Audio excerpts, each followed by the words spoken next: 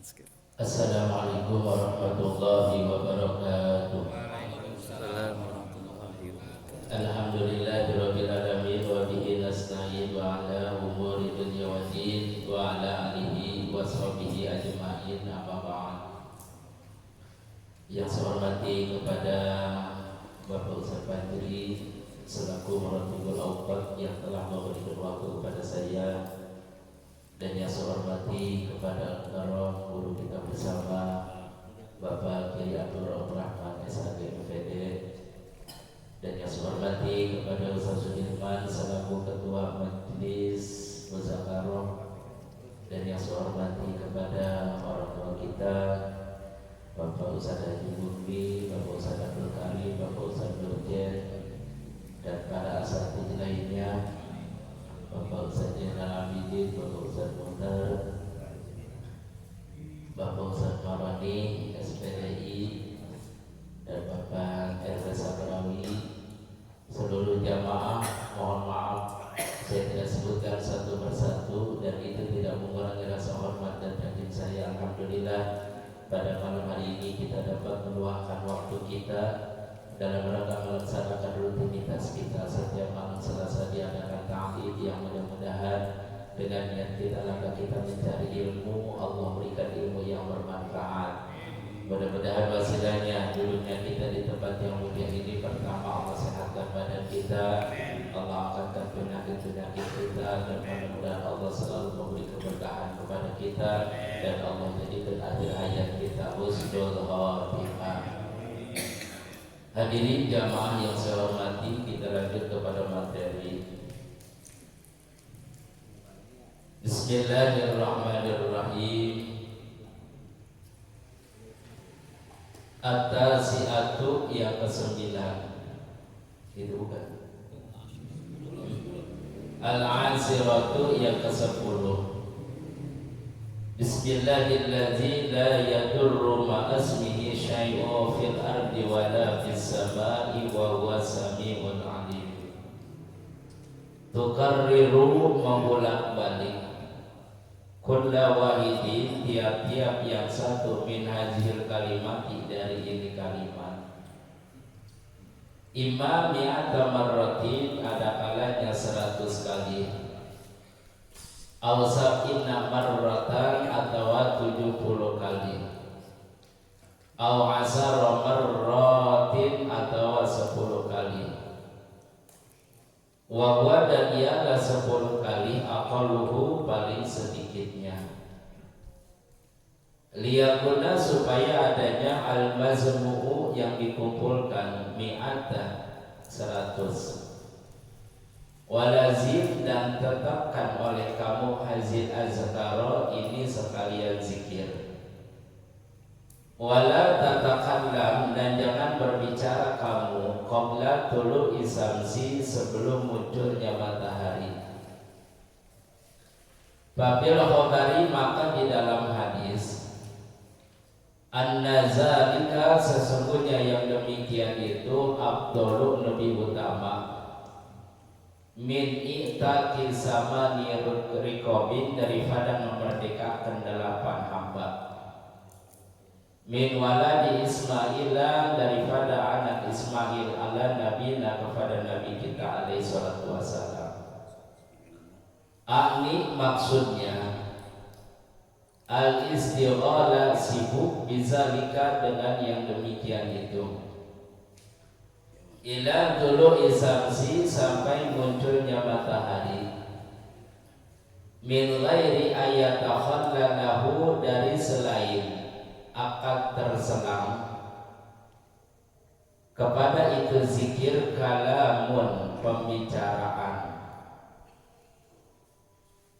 Ini masih menjelaskan tentang berkaitan dianjurkannya kita, diperintahkannya kita ketika selesai daripada sholat subuh maka kita perbanyak daripada doa-doa, zikir-zikir dan sebagainya. Di antaranya adalah kalimat-kalimat zikir yang 10 kalimat, yaitu la ilaha illallah wahdahu la syarikalah. Yang kedua, la ilaha illallahul malikul haqqul mubin. Yang ketiga, la ilaha illallahul wahidul qahhar. Yang keempat, subhanallah walhamdulillah. Yang kelima, subuhun qudus rabbul malaika. Yang keenam, subhanallahi wa bihamdihi. Yang ketujuh, astaghfirullahalazim. Yang kedelapan, Allahumma la mani'a lima ataita wa la mu'tiya lima manata. Yang kesembilan, Allahumma sholli ala Muhammad wa ala ali Muhammad. Yang kesepuluhnya, bismillahilladzi la yadurru ma'asmihi syai'un fil ardi wa la bisama'i wa huwa sami'un alim. Di antara yang tadi itu dibolak-balik sama kita. Misalnya mau baca Allahumma sholli ala Muhammad wa ala ali Muhammad wa sholli wa sallam, mau dibacanya 100 kali silahkan, 70 kali silahkan, 10 kali silahkan.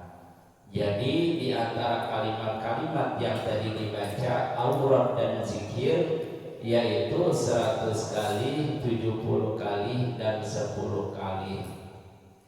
10 kali ini adalah paling sedikitnya. Jadi kita dianjurkan walazim hajil azkar wala tatakallam qablatul isamsi. Kita biasakan zikir yang tadi dan jangan berbicara sebelum munculnya matahari. Kira-kira udah pernah ngelakuin belum? Ya, dari pagi, dari sholat subuh kita zikir aurat sehingga sampai muncul matahari. Kadang-kadang matahari keluar lagi di pasar, matahari keluar lagi di tempat kerjaan. Di sini dianjurkan pahalanya atau ganjarannya aurat yang kita baca tadi itu lebih utama daripada memerdekakan 8 hamba. Sekarang satu hambanya udah berapa puluh juta kali 8, itu harganya luar biasa. Di hamba di kita mah nggak ada. Ini biasanya di Mekah masih ada abid, masih ada hamba. Nah harganya itu hamba hampir puluhan juta, dibandingkan kali 8 hamba udah berapa duit. Nah pahalanya lebih besar kita zikir sesudah subuh menjelang matahari keluar. Nah kita zikir apa auratnya, zikir yang kita biasakan. Mau zikir bismillahirrahmanirrahim la yadurru ma'asmihi syai'un fil ardi wa la bisama'i wa huwa sami'un alim. Pengen ganti misalnya subhanallah bihamdihi subhanallahil azim atau astaghfirullahaladzim. Nah tergantung apa yang kita inginkan. 100 kali kebanyakan, 70 kali, 70 kali kebanyakan, 10 kali. Ini paling akalnya, paling sedikitnya. Jangan sampai kagak ada pisan zikirnya. Dalam arti kesibukan yang kita kerjakan dengan zikir, bertasbih, baca Quran sampai munculnya matahari, mikbari ayat akhalallahu kalamun, jangan sampai keselang dengan pembicaraan. Dalam arti dengan omongan, dengan obrolan, dengan pembicaraan. Jadi kita isi waktu kita sesudah subuh sampai munculnya matahari dengan kalimat zikir ataupun tahlil ataupun tasbih atau pembacaan Al-Quran. Itu yang biasa didawamkan, dibiasakan oleh para ulama, di antaranya adalah Imam Ghazali. Itu pantas orang-orang yang ahli aurat itu duduknya anteng, tenang di dalam berzikir. Kadang-kadang kita mau baru 10 menit udah gelisah, udah sila, udah tipu, sila lagi, tipu lagi. Itu Makanya di dalam kitab Zawahirul Maknun dijelaskan orang yang sudah terbiasa di tempat ibadah bagaikan orang yang hobi hiburan di tempat diskotik anteng. Iya, orang yang hobi hiburan dia di tempat diskotik, tempat hiburan anteng, kagak mau keluar.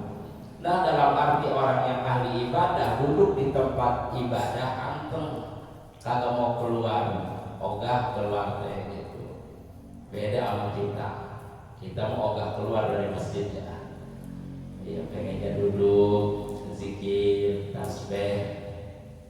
Yang mudah-mudahan sedikit demi sedikit kalimat apa yang disampaikan di dalam kitab Bidayatul Hidayah mengenai tentang daripada zikir dan sebagainya, mudah-mudahan sedikit demi sedikit kita dapat memanfaatkan dan kita dapat mengamalkan apa yang di dalam kitab tadi. Misalnya 100 kebanyakan, 70 kebanyakan, kita ambil akolnya, dalam arti sedikitnya, jangan sampai kagak ada. Yang mudah-mudahan kita amalkan dan mudah-mudahan kita diberikan oleh Allah yang pertama keberkahan. Amin ya rabbal alamin. Barangkali hanya itu pelajaran daripada kitab Bidayatul Hidayah. Kita lanjut kepada kitab Safinatul Najah. Sampai di apa saja?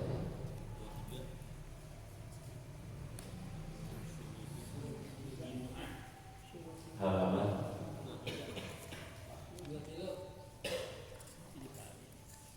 kita kayaknya sebelum milad itu udah tamat ya. Bismillahirrahmanirrahim. Paslon bermula ini pasal Surutul Jum'ati, syarat-syarat Jumat. Sitatun ada 6. Antakuna supaya adanya Jumat. Kulluha sekalian Jumat di waktu zuhri, di waktu zuhur. Wa antuqama dan supaya didirikan Jumat fihi qatil baladi di tengah-tengah kampung. Wa antusalla dan supaya dilaksanakan sholat Jumat jamaatan berjamaah. Wa yakunu dan supaya adanya jamaah arba'ina 40 ahroron yang merdeka, zukuron laki-laki, baligina yang balik, mustautinina yang mustautin yang pribumi. Wa alla tasbiqoha dan supaya jangan mendahulukan Jumat. Wala tuqarinaha dan jangan membarengi Jumat. Jumatun kepada Jumat fitil kal baladi di itu kampung. Maksud balad di sini negara, tapi di sini adalah Korea. Wa ayyataqaddamaha dan supaya mendahulukan kepada itu Jumat khutbatani 2 khutbah. Faslun bermula ini pasal arkanul khutbataini, rukun-rukun 2 khutbah, khamsatun ada 5. Hamdulillahi pertama muji kepada Allah, bihima di dalam 2 khutbah. Wassalatu dan membaca salawat ala nabi kepada Nabi sallallahu alaihi wasallam, bihima di dalam 2 khutbah. Wal wasiatu dan wasiat bi taqwa dengan takwa, bihima di dalam 2 khutbah. Wa qira'atu ayatin dan membaca ayat minal Qur'ani daripada Al-Qur'an, bi ihdahuma di dalam salah satu 2 khutbah. Wa du'a dan doa lil mu'minina bagi orang-orang mukmin, wal mu'minati dan mukmin perempuan bil akhirati di akhirat. Ini menjelaskan tentang daripada syarat-syarat Jumat. Di dalam melaksanakan Jumat ada syarat-syaratnya. Surut jamak daripada sartun sartaini surutun. Jadi ada beberapa syarat di dalam melaksanakan sholat Jumat. Di antaranya ada 6. Yang pertama, antakuna kulluha fi waqti zuhri. Yang pertama, dilaksanakan sholat Jumat ada di waktu zuhur. Lohor kurang 5 menit enggak sah. Zuhur kurang 4 menit enggak sah. Jadi harus ada di waktu zuhur. Bahkan disunatkan dilebihin, jangan sampai pas-pasan 5 ataupun misalnya berapa detik. Jangan sampai pas-pasan, sunatnya dilebihin daripada waktu zuhur tadi. Yang keduanya adalah tuqama fihi tatil baladi, dikerjakannya, dilaksanakannya di tengah-tengah kampung. Maka di dalam melaksanakan Jumat disyaratkan adanya di tengah-tengah, adanya itu masjid. Wa an tusalla jama'atan, dan tidak sah sholat Jumat sendirian. Sholat Jumat berdua, sholat Jumat 10 orang tidak sah. Wa ayyakunu arba'ina ahraran zuburan baligina mustautin. Disyaratkan di dalam melaksanakan sholat Jumat harus ada bilangan arba'ina 40 orang. 40 orang di sini adalah kamilina, yang sempurna, baik sempurna bilangannya, sempurna kepahamannya, kepengertiannya. Kalau seandainya jamaah ada 40 orang, kemudian yang satu tidur, kan ada 39, maka tidak sah Jumatnya. Dalam arti bilangan di sini adalah yang sempurna bilangannya 40 orang, sempurna juga daripada kepengertiannya, kepahamannya. Dalam arti yang 40 orang ini paham tentang agama. Bukannya orang-orang yang bodoh jumlahnya aja 40, tapi di sini harus kamiluna, sempurna bilangannya 40, dan yang 40 orang yang ngerti paham tentang agama. Terus lagi, gimana kalau seandainya ahli pribumi tersebut meninggalkan, melewati daripada masjid yang dekat wilayahnya? Contoh, di dekat kita, di kampung kita ada masjid, mengapa dia lewatin sembahyang Jumatnya di mana tahu? Tidak sah Jumatnya. Banyak bener nih kayak begitu. Kadang-kadang masjid dewek yang dilewatin, belum kemana tahu begini, kagak sah Jumatnya. Bagaimana kalau ada darurat? Contoh, Ustaz Maroni bagian khutbah di misalnya di Puncak, di Bogor misalnya. Nah, dia meninggalkan kampung sendiri. Kalau di dalam masalah khutbahnya mah nggak jadi masalah. Tapi kalau di dalam masalah imam sholatnya harus penduduk orang tersebut. Ustaz Maroni nggak bisa ngimamin. Begitu selesai daripada khutbah, maka yang menjadi imam harus orang pribumi di situ. Tidak sah orang pendatang, tidak sah orang musafir. Kalau seandainya yang musafir jadi imam, maka wilayah pribumi orang-orang situ tidak sah Jumatnya. Awas hati-hati. Maka kita pasrahkan, maka kalau khutbah sih gak apa-apa dari musafir dari luar. Tapi kalau seandainya kita posisinya jadi imam, kecuali di dalam takbir yang kedua, di rakaat yang kedua, di rakaat pertama, takbir pertama imamnya ahli pribumi situ misalnya, pas di rakaat kedua diganti dengan kita musafir, nggak apa-apa, nggak jadi masalah. Tapi yang penting di dalam rakaat pertama, takbiratul ihram pertama yang harus dijadikan imam adalah orang pribumi tersebut.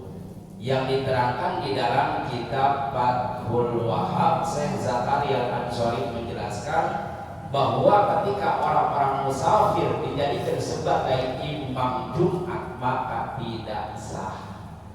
Harusnya kita kasihkan ke orang-orang tersebut, misalnya ke orang pribumi yang biasa menjadi imam maka kita pasrahkan.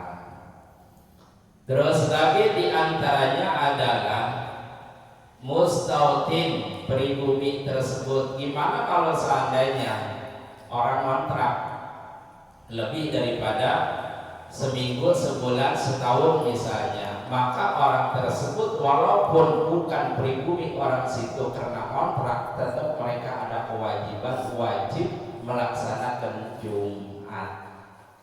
Itu.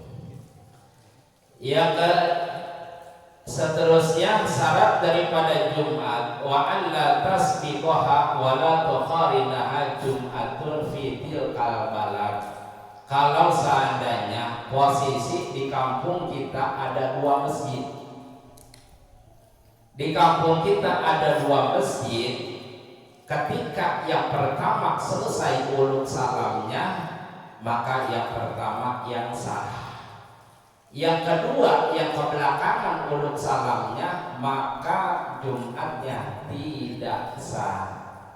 Ketika kita mengkhawatirkan dikarenakan enggak tahu, enggak jelas yang duluan yang mana, yang belakangan yang mana, maka kita ihtiyat dengan zohor. Jadi zohor itu ada kalimatnya wajib seperti tadi. Kalau seandainya di kampung kita ada dua masjid, di wilayah kita ada dua masjid, maka yang pertama uluk salamnya, maka dia yang sah Jumatnya. Yang kebelakangan yang uluk salamnya, maka yang belakangan kagak sah Jumatnya. Kalau seandainya kita enggak tahu posisi yang duluan yang mana, yang belakangan yang mana, maka ihtiyat. Di situ terbagi di dalam melaksanakan zuhur ba'da Jumat adalah di dalam kitab Tanwirul Qulub dijelaskan kalau posisi yang seperti itu maka wajib kita ngezohorin, wajib bukannya sunat. Kalau seandainya kita enggak ngezohorin maka posisi Jumat kita batal. Kalau seandainya kita enggak ngezohorin berarti sama aja seperti kita kagak sholat. Nah yang seperti itu terkecuali kalau seandainya yang dikatakan tadi disyaratkan di dalam melaksanakan Jumat harus adat, bilangan yang 40 ini harus kamiluna, sempurna. Sempurna bukan hanya di bilangan saja, tapi sempurna harus dengan orang-orang yang paham di antara yang 40 tadi. Paham tentang agama, ngerti tentang agama. Maka ketika kita tidak ngezohari juga, kagak ngapa-ngapa. Itu. Tapi yang lebih utama mah kita ngezohorin.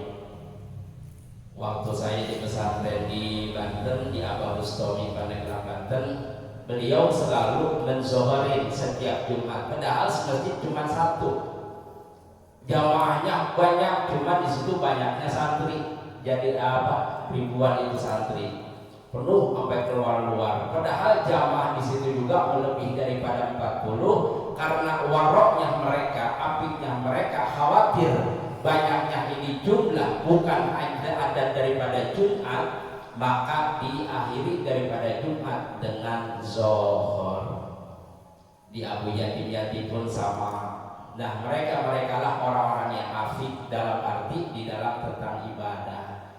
Jangan sampai ada yang menghalangi di dalam ibadah Jumat kita, terus kita dengan Jumat saja tidak menzohori, maka Jumat kita tidak sah. Kemudian kita enggak zohor, sama aja seperti kita kagak sholat.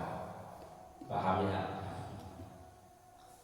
Terus lagi wa ayyataqaddama khutbatani, disyaratkan di dalam Jumat ini adalah mendahulukan khutbah.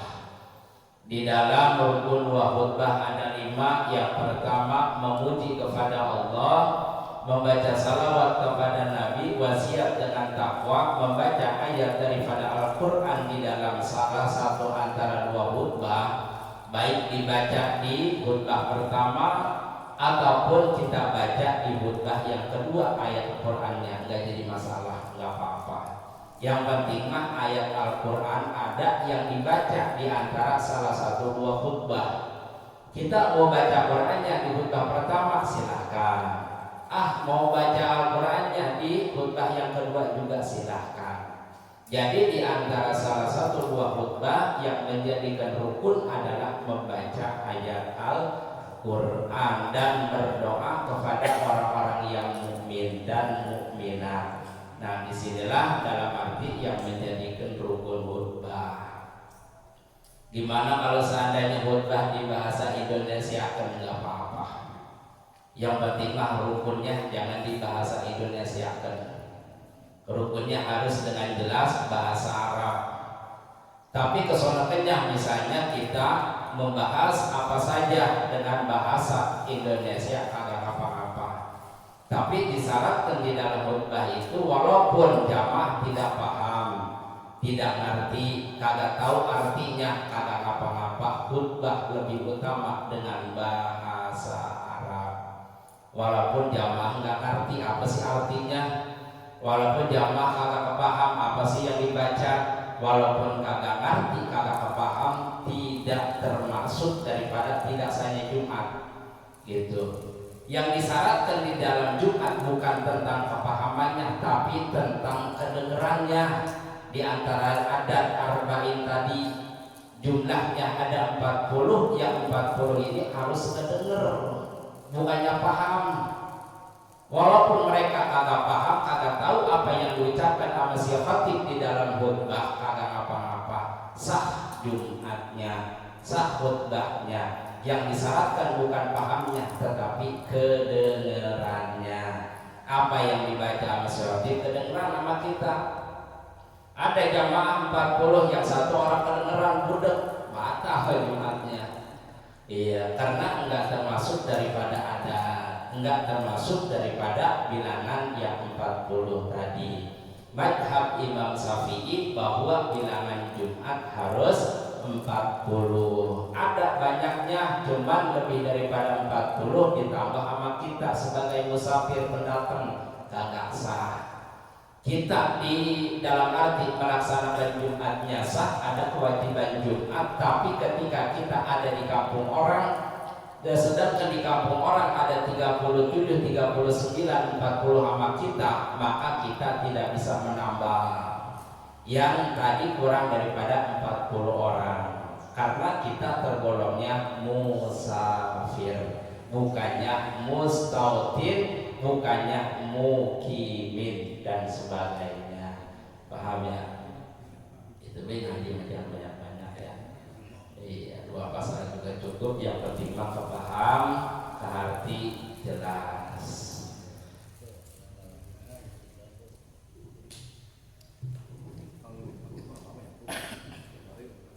Jamaah kajian demikian tadi kajian 2 kitab yang telah dikaji oleh guru kita bersama. Mudah-mudahan kita semua dapat mengertinya. Dan kini tibalah memasuki sesi tanya jawab. Barangkali bapak-bapak jamaah pengajian yang mau bertanya, silakan bertanya. Yang akan dipandu oleh guru kita kepada Bapak Abdul Rahman. Saya persilakan.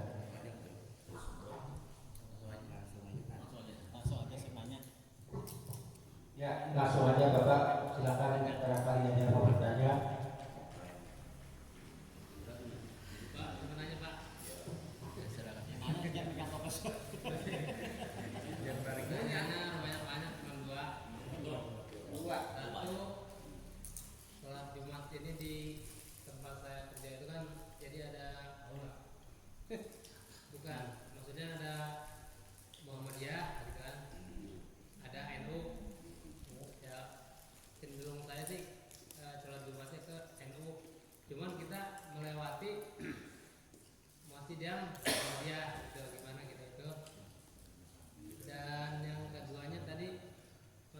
zikir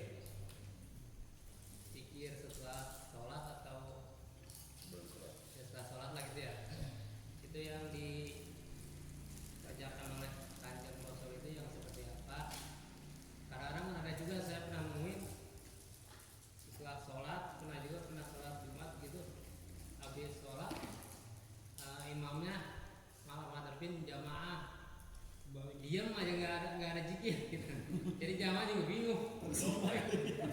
Pernah kita nemuin jamaah pada bingung gimana nih.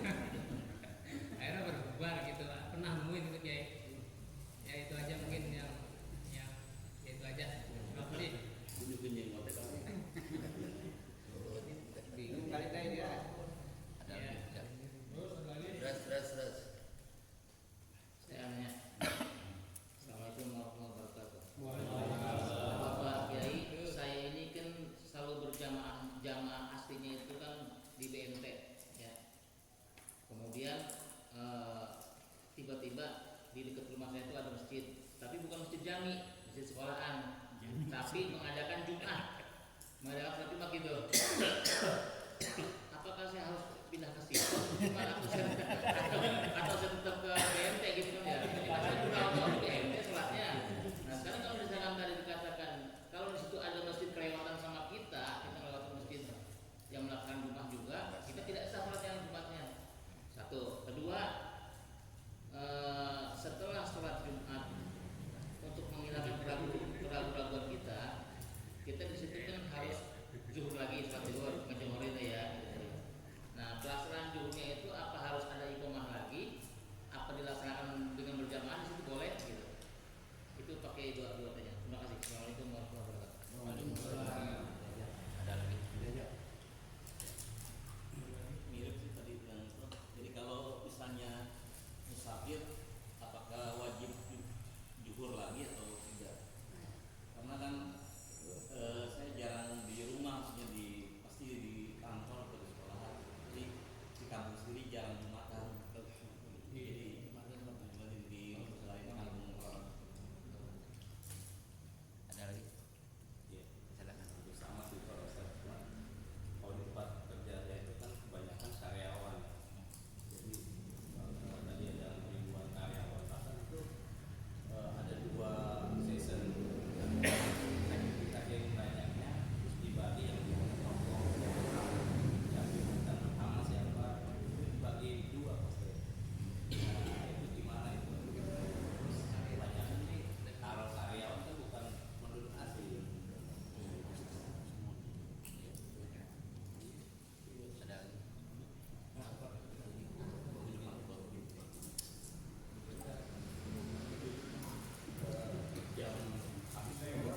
Terima kasih. Pertanyaan pertama tadi tentang daripada wirid. Tadi pertama apa? Yang masalah Muhammadiyah lewatin, kita yang nggak pengen ke NU. Iya, yang sekira-kira perbedaan antara NU dengan Muhammadiyah ada enggak di dalam ibadah kita? Di dalam perbedaan, di dalam ibadahnya. Misalnya Muhammadiyah ketika khutbahnya enggak ada salawatnya, atau enggak ada baca Qur'annya atau apa misalnya. Kalau memang sama di dalam rukun khutbahnya semua dibawa gitu, dan tidak ada kekurangan sama sekali, nggak apa-apa kita sholat di Muhammadiyah. Kalau cuma ajan doang oke ya. Iya, cuma aja sekali. Emang ada yang pakai kan aja sekali, ada juga. Ya kita ogah misalnya ke ini ngelewatin, nggak apa-apa kalau misalnya dekat mah, asal jangan yang jauh kita lewatin. Dalam arti yang dekat kita lewatin, yang jauh malah kita uber gitu. Kalau bisa mah yang paling dekat masjidnya dari kampung kita. Kalau sengaja kita tinggalin, kita lewatin, kita Jumat di kampung orang, maka kita termasuknya daripada musafir. Yang keduanya tentang daripada kita wiridan, memang disunatkan ketika selesai daripada sholat si imam nengok ke belakang, madep ke belakang, itu disunatkan, dianjurkan. Tapi zikir bukannya diem balai, Iya, zikir. Bahkan kita zikirnya di situ adalah mengajarkan bagi-bagi jamaah yang tadinya nggak bisa dengan zikir bersama jadi bisa.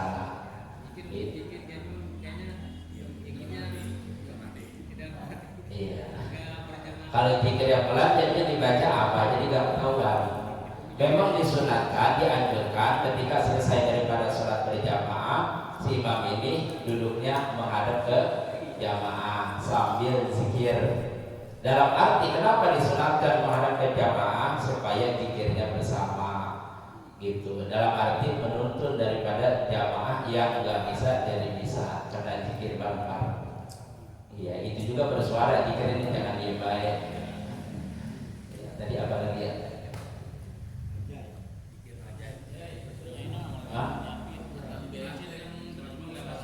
Oh iya. Setiap masjid yang bilangannya ada 40 orang dan di situ ada kamiluna, maka di situ wajib mendirikan Jumat. Tidak boleh menyeberang ke kampung orang. Kalau seandainya di kampung itu penduduknya melebihi daripada 40, kemudian mereka tidak melaksanakan Jumat karena tidak ada masjid kejauhan, maka di situ tidak diperbolehkan. Jadi kagak ngapa-ngapa, boleh kita laksanakan Jumat, cuman yang lebih bagusnya pakai ikhtiar saja, ngezohorin. Bagaimana cara ngezohorinnya? Berjamaah silahkan, mau masing-masing juga silahkan. Cuman yang lebih utama ketika selesai daripada Jumat kita aurat biasa, kulhu Fatihah 7 bali, kulhu 7 bali, palak 7 bali, al-ilah Anas 7 bali. Itu disunatkan. Selesai itu baca ilahilas tulil firdausi a'la 5 kali. Nah selesai itu baru kita sholat lohor utamanya. Tapi kita lihat situasi dan kondisinya. Kalau seandainya kita baca zikir dulu, ini jamaah 1, 2 bangun, 1, 2 bangun, bisa tembrang. Iya, nanti lama-lama akhirnya akan ngejoholin. Nah, bagaimana kita ambil trik dalam arti supaya melaksanakan johor semuanya? Selesai daripada sholat Jumat, maka qomat langsung kita melaksanakan johor berjamaah. Setelah itu baru kita wirid yang tadi. Sekarang kan udah jarang banget wiridan yang tadi. Iya, Fatihah 7 bali, terus lagi Ikhlas 7 bali, Falaq Binas 7. Nah, kadang-kadang jarang bener. Langsung istighfar, doa. Iya. Itu namanya. Terus apa lagi tadi ya? Baik, jajan.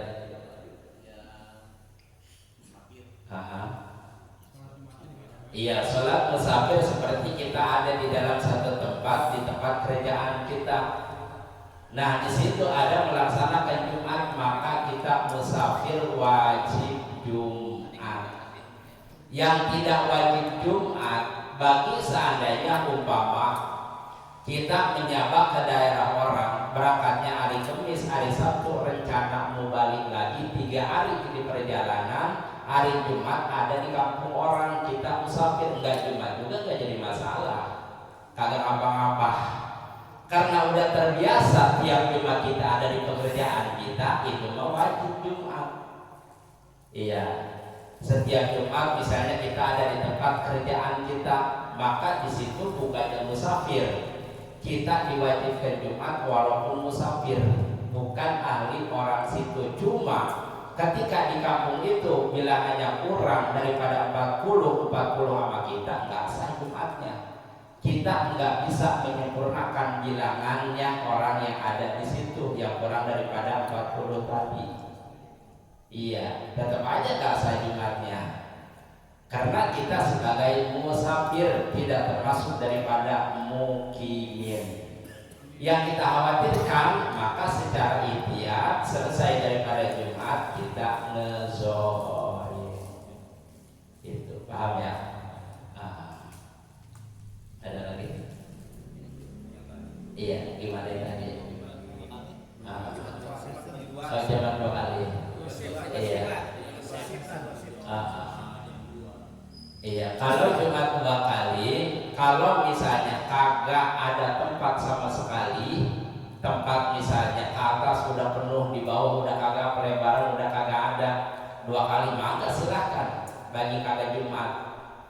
Tapi kalau seandainya dilaksanakan tempat yang begitu luas, kalau dilaksanakan misalnya mau di pelataran sono masih ada, pelataran ini masih ada, dikarenakan bukan di pleser masih rumput misalnya. Kalau ditaruh terpal dan karpet masih bisa, maka tidak ada alasan Jumat 2 kali.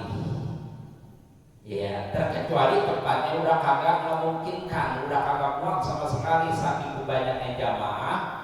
Jamaah pertama melebihi daripada 40, jamaah yang kedua melebihi daripada 40, maka silakan.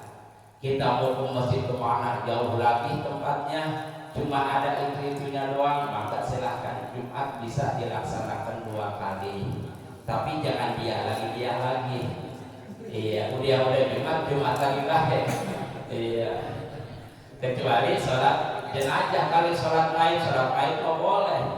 Iya. Misalnya sholat maid nih dikenakan amplopnya gede, sekali amplop 200 misalnya. Habis nyolatin gitu, lewat belakang masuk lagi nyolatin lagi, maka silakan, kagak apa-apa. Iya.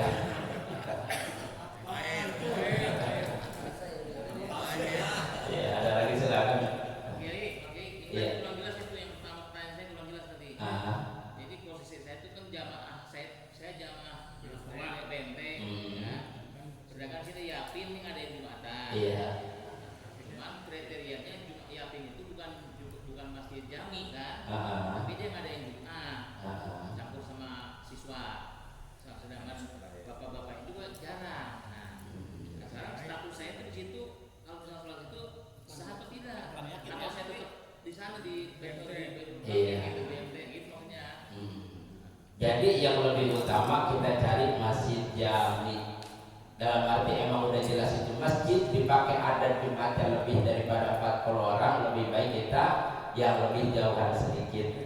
Iya, untuk menyempurnakan daripada bilangan.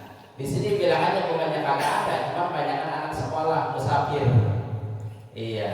Nah, disitulah dalam arti yang harus dijadikan di dalam ibadah kita cari yang lebih afdolnya, yang lebih utamanya. Di dalam kitab Bughyatul Mustarsyidin pun dijelaskan seperti itu. Kalau seandainya di bilangan itu daripada adat Jumatnya tadi kamiluna, sempurna daripada bilangan, sempurna daripada pengertian. Gitu. Dalam arti pengertian bagaimana? Jumlahnya banyak 40, cuma pada bukannya pada tidur, kurang paham tentang agama. Itu berarti hanya adat bilangannya saja, tapi di situ disyaratkan adalah bukan hanya sekedar bilangan yang 40, tapi harus yang 40 ini paham ngerti tentang agama. Gitu. Dan kita khawatirkan di dalam ibadah kita, dalam arti apa yang kita kerjakan baik di kalangan musafir dan sebagainya, terkecuali musafir yang tadi ketika kita berangkat hari Kamis 3 hari Sabtu rencana mau balik lagi, ada hari Jumat di kampung orang di perjalanan, kita kagak Jumat juga kagak apa-apa. Iya, cuman kita kalau kita mau melaksanakan johor maka silahkan. Kan kalau Jumat mah kan orang bisa. Iya, kita mau melaksanakan johor silahkan. Cuman ketika kita melaksanakan johor, orang-orang yang melaksanakan Jumat sudah pada balik. Kalau orang-orang yang Jumat masih pada belum selesai kita sholat johor di rumah, maka fardu menjadikan sunat. Contoh misalnya kita di rumah nih, kalau ngapa-ngapain, ogah Jumat misalnya, ngelohorin sholat johor di rumah, yang dari masjid belum pada bubar. Nah kita sholat johor di rumah, maka fardu menjadi sunat, kagak sah johornya, kecuali yang dalam arti yang dari masjid udah pada selesai melaksanakan Jumatnya, baru kita laksanakan johor di rumah, gak jadi masalah, gak apa-apa. Gitu. Kan kadang-kadang katanya kalau perempuan nungguin orang lanang dulu, katanya balik ke masjid balik Jumat. dalam arti kagak melaksanakan lohor dulu. Nanti kalau pada bubar itu mau bagi laki-laki. Kalau perempuan mah begitu dulu waktu zuhur Jumat dia sholat lohor di rumah sah, karena perempuan nggak ada kewajiban Jumat. Yang menjadikan sunat ini adalah bagi laki-laki yang kagak Jumat kemudian lohor di rumah, selagi belum bubar dari masjid dia melaksanakan lohor, maka fardu menjadi sunat. Jadi harus selesai dulu, balik dulu dari rumah, dari masjid, nah baru dah kita laksanakan lohor. Paham ya? Iya. Kadang-kadang perempuan begitu, nungguin orang lanang balik dari masjid baru sembahyang. Ya kalau dia ngajak dulu balik-balik jam 3 gimana? Orang sholat jadinya. Nah disitulah pentingnya kita untuk mengkaji. Yang mudah-mudahan apa yang saya sampaikan memang di kitab Sabinama nggak ada, tapi di kitab-kitab yang lain keterangan yang tadi ada. Gitu, sesuai dengan peraturan-peraturan ulama yang dijelaskan yang ada di dalam kitab. Yang mudah-mudahan apa yang saya sampaikan ada manfaatnya. Intinya di dalam ibadah kita harus mengambil apa? Mengambil ilmu, mengambil daripada ibadah yang kita ikuti di antara mazhab, di antara ulama mujtahid yang 4 tadi, Abu Hanifah, Ahmad, terus lagi Imam Syafi'i, terus lagi Imam Hanafi. Satu mazhab yang ringan-ringannya doang. Taklid dengan Imam Syafi'i diambil yang enaknya doang. Kita taklid dengan Imam Abu Hanifah diambil yang enaknya doang. Nah yang seperti itu tidak diperbolehkan. Contoh misalnya jadi pedagang, petani, ogah ngeluarin zakat. Misalnya taklid sama Imam Abu Hanifah, setiap orang itu tidak diperbolehkan dalam arti yang kerja yang dagang dan yang tani tidak ada zakatnya. Maka kita taklid dengan Abu Hanifah bagian yang tidak mengeluarkan zakat cuma di dalam mazhab Abu Hanifah tani apapun yang ditaniin, misalnya jengkol, misalnya jengkol atau jagung, timun atau tomat, cabai, walaupun berton-ton kita dapat nggak ada kewajiban zakat menurut mazhab Imam Syafi'i. Tapi menurut mazhab Imam Abu Hanifah, orang yang tani timun, kacang, cabai, tomat tidak wajib mengeluarkan zakat. Wajib mengeluarkan zakat bagi Imam Abu Hanifah. Jadi jangan kita ambil ogah kita ngeluarin zakat taklid sama Imam Abu Hanifah. Giliran kita tani-tanian taklidnya sama Imam Syafi'i. Imam Syafi'i kagak wajib ngeluarin zakat kalau kita tani timun misalnya, kol misalnya, cabai, tomat, nggak wajib ngeluarin zakatnya. Jangan kita ambil yang enak-enaknya doang, yang berat kita tinggalin. Di sini tidak diperbolehkan. Ataupun melaksanakan di dalam satu qadiyah 2 mazhab, satu pekerjaan menggunakan 2 mazhab, namanya talfiq. Sedangkan talfiq adalah diharamkan, tidak diperbolehkan.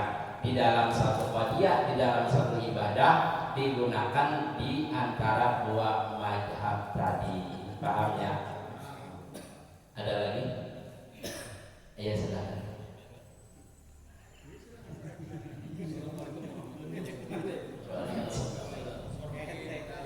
Pertanyaan saya di luar kajian tadi, dan memang ini masih terhubung dengan kajian di minggu lalu atau pertanyaan di minggu lalu terkait dengan wali pernikahan. Satu contoh misalkan, ini saya ini dulu ya sekitar 15 menit. Misalkan satu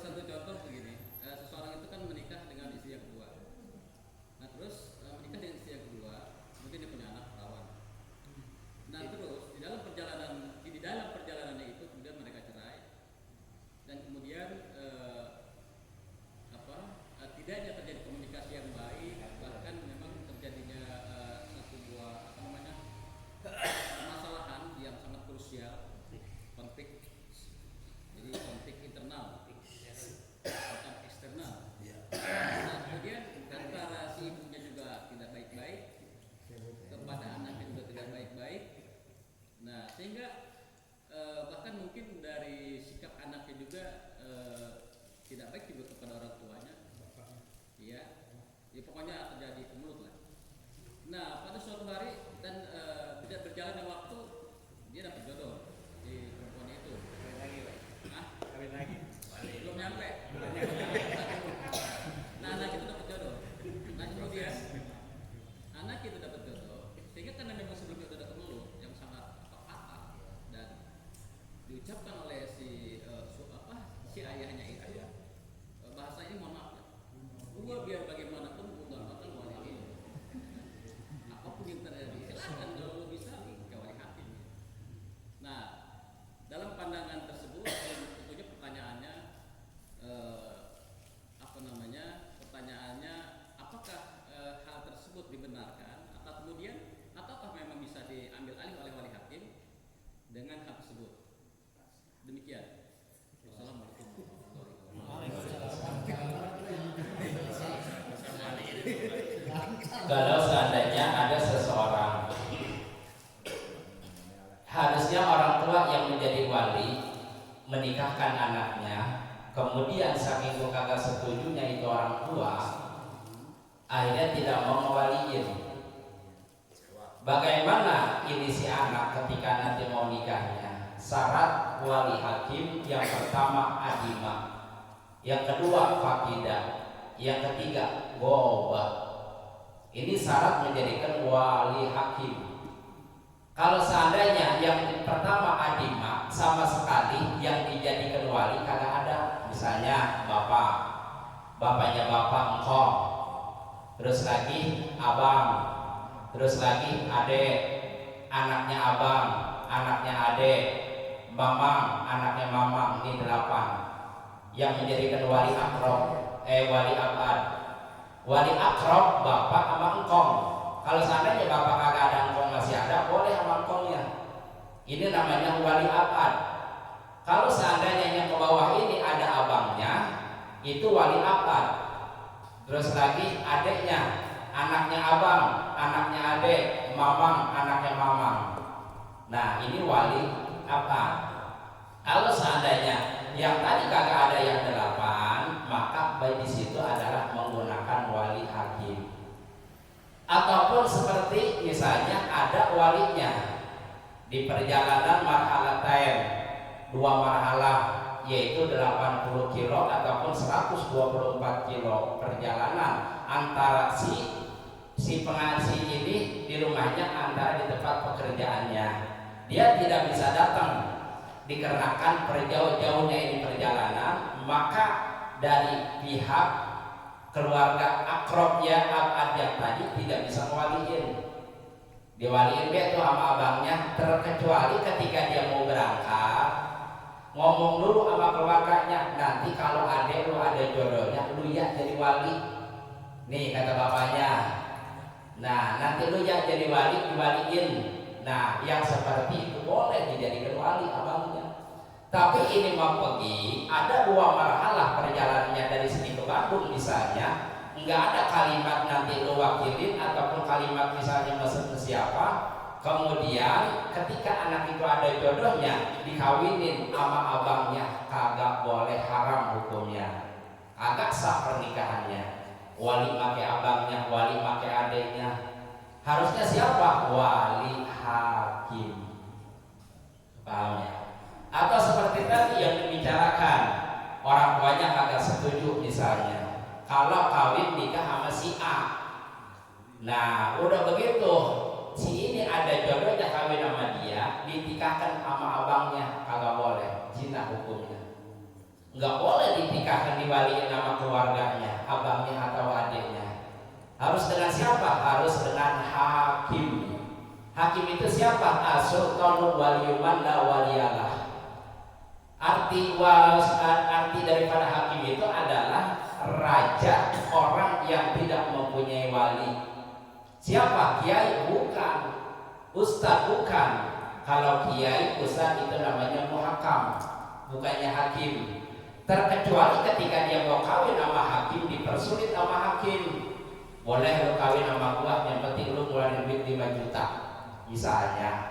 Dipersulit sama hakim begini begitu, maka kita boleh dinikahkan sama kiai, sama ustadz. gitu. Dalam arti ama muhakam. Tapi selagi dia tidak dipersulit, dipermudah sama itu hakim, nggak boleh kawin sama kiai, harus ke hakim. Paham ya? Jelas. Jadi kalau orang tuanya kagak mau ngewaliin, namanya wali adon. Gitu. Di dalam kitab fikih dijelaskan tidak boleh itu anak dikawinin, diwaliin sama abangnya. Jadi wali ini harus berurutan. Dari bapak ke engkong, ke abang, ke adik, anaknya abang, anaknya adik, ke mamang, anak ke mamang, itu berurutan. Selagi dia masih ada, nggak boleh ke wali hakim. Iya. Kalau misalnya ada anak mamang misalnya, cuma orang akur doang, ada mah ada, ya kagak boleh ke hakim, harus ke dia. Gitu. Terkecuali dia itu udah masrahkan, udah kagak sanggup untuk ngewaliin misalnya, seperti tadi orang tuanya. Maka di situ adalah wali hakim. Paham ya? Paham. Tapi ini bukan karena orang tuanya tidak setuju dengan seseorang. Lebih cenderung ini memang ada konflik dengan anak. Broken heart. Ya ada konflik dengan anak. Ya kalau akhirnya kan wali hakim mungkin ya. Ya paham. Iya. Dia mau ada konflik, mau ada apa, yang penting dia nggak mau ngewaliin intinya gitu. Iya. Jadinya pokoknya mau wali hakim, akhirnya jadinya belak-belak gitu.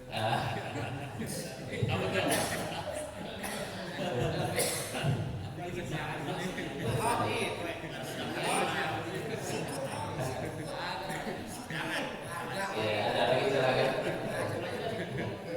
Pak Kiai, Ya. kasus yang seperti tadi itu sahnya yang waliin siapa? Wali hakim. Wali hakim. Walaupun bapaknya ada kan ya? Walaupun bapaknya ada. Kan ada bapaknya ngambek. Nah, iya. Itu wali hakim. Walaupun orang tuanya nggak ada di perjalanan 2 marhalah, bahkan tetangga dekat. Nah, ini udah jadi masalah. Dalam arti menggunakan wali hakim.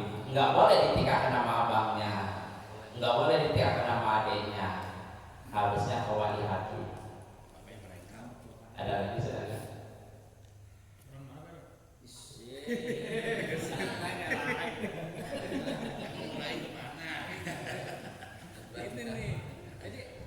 Udah ya. Mudah-mudahan dengan pertanyaan kita menambah wawasan, menambah ilmu kita. Mudah-mudahan ilmu yang kita dapat pada malam hari ini menjadi ilmu yang bermanfaat dan ilmu yang kita amalkan sehingga ibadah kita diterima Allah Subhanahu wa taala. Billahi taufiq wal hidayah. Wassalamualaikum warahmatullahi wabarakatuh. Jamaah pengajian rahmatullah, demikianlah kajian dari waktu tadi, mudah-mudahan kita semua